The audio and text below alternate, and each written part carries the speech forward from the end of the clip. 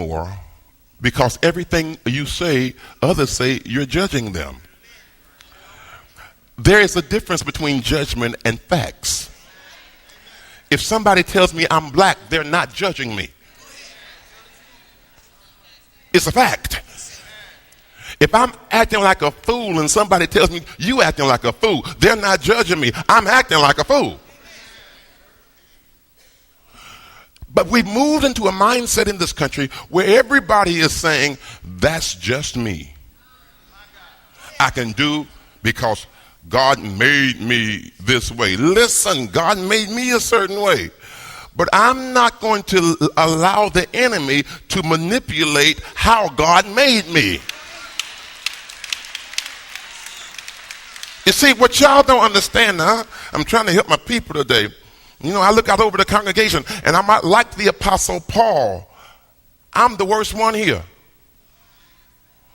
What's in me, if it were unleashed, I'm the worst one. I know that. But that is one of the dynamics of God. He always chooses the worst one to lead the other ones. You see, if you ain't never been through nothing or smoked anything or drank anything, then that's probably why you're not pastoring.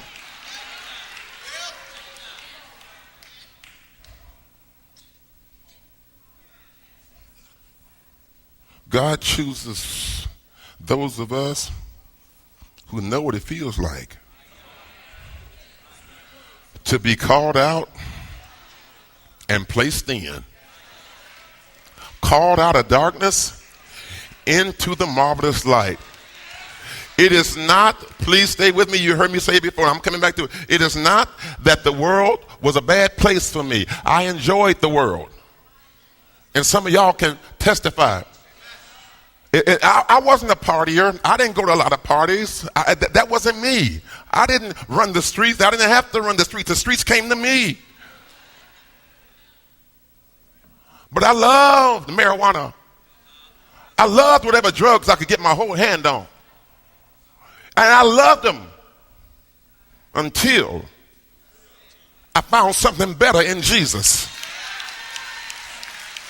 You see, there are, wait, stay with me, I'm going somewhere. My mama did not believe me when I told her I did drugs. She said, oh, you just talking to help somebody. I said, no, I ain't. I was high in your house and you didn't know it. Is it something I'm proud of? No. Is it a fact? Yes. And am I saved? Hallelujah. I'm a witness that from the guttermost to the uttermost, smack somebody if you know it for yourself and tell them Jesus saves.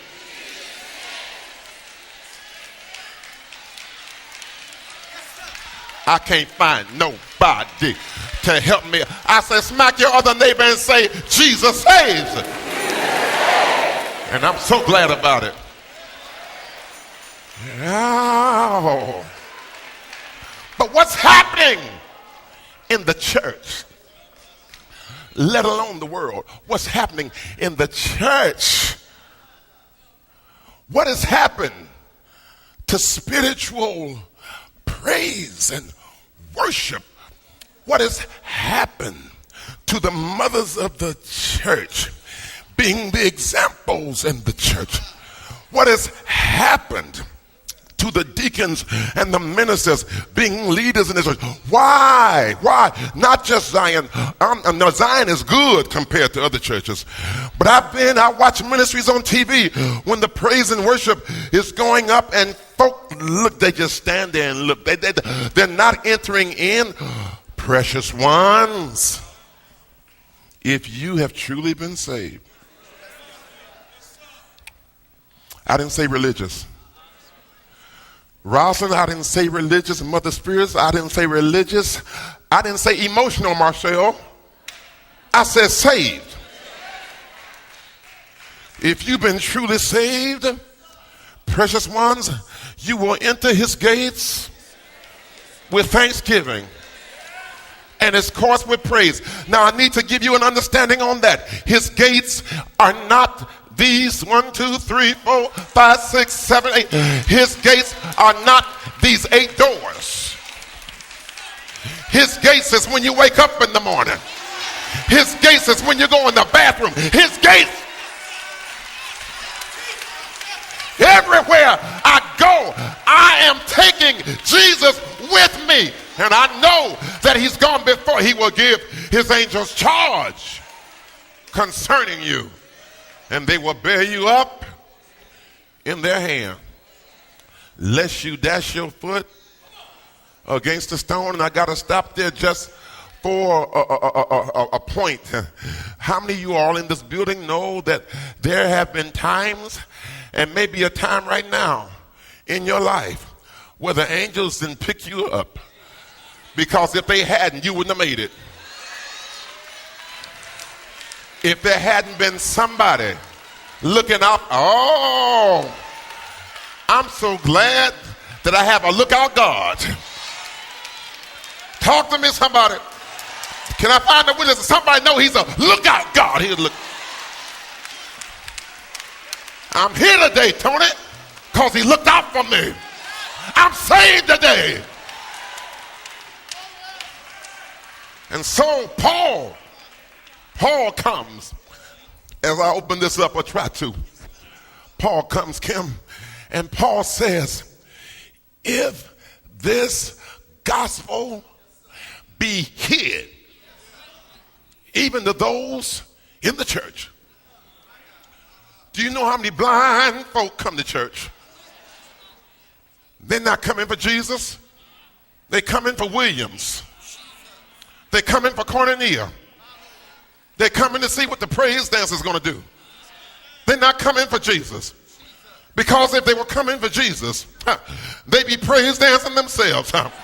If they were coming for Jesus, they'd be singing and clapping their hands. Let everything,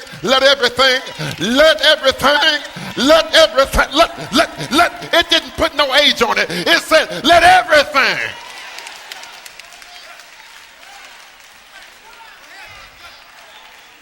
That hath breath, praise to the Lord. But we're blind. If this gospel, what gospel? I know I may have made some mistakes here at Mount Zion by trying to take y'all too far, too deep, too fast. But after 20-something years, y'all need to catch up. Am I right about it? If I'm right about it, shake my hand, somebody. After 20-something years, somebody needs to be holy. Somebody needs to be sanctified. After 20-something years, you ought to put your excuses away.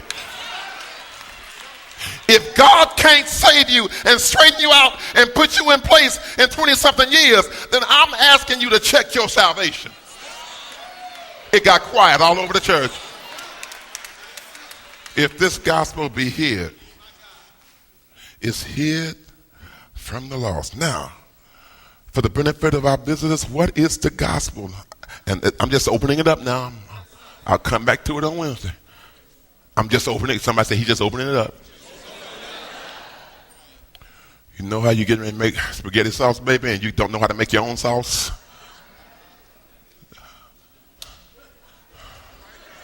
Somebody say amen, because I just talked about most of y'all. And so you go and get ragu or Prego, and before you can use it, you got to open it up.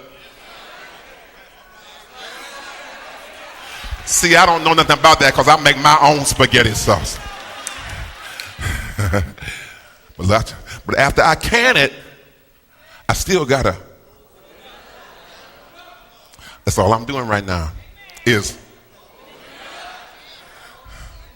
tell your neighbor the good stuff is coming and it's in there. I felt a shout on that. Watch this. Watch this, Reggie. Watch this. Watch this. If the gospel is hidden from the lost. What is the gospel? The gospel is not me teaching you about tithing, which most of y'all have not gotten yet. The gospel is not me teaching you how to dance and how to praise and how to lift your hand, which most of y'all haven't gotten yet. The gospel is not me teaching y'all about positive thinking.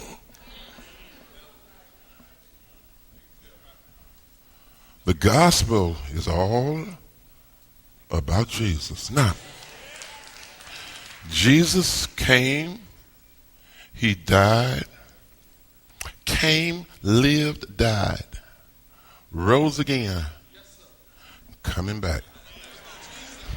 That embodies the gospel. But men can't see it because it don't make sense.